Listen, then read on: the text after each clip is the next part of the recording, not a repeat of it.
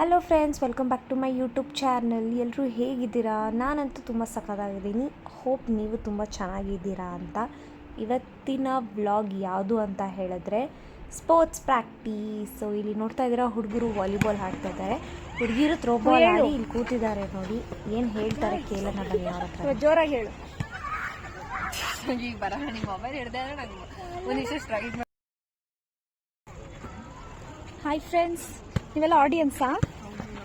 ನಮಗೆ ಪ್ರಾಕ್ಟೀಸ್ ಇತ್ತು, ಹಾಂ. ಸುಸ್ತಾಯಿತು. ಅಲ್ಲಿ ಅಶ್ವಿನಿ ಒಂದು ಬಾಲು ಬಿಟ್ಟಿಲ್ಲ, ಎಲ್ಲ ಅವಳೇ ಬಿಟ್ಟಿದ್ದು. ಹೌದಾ?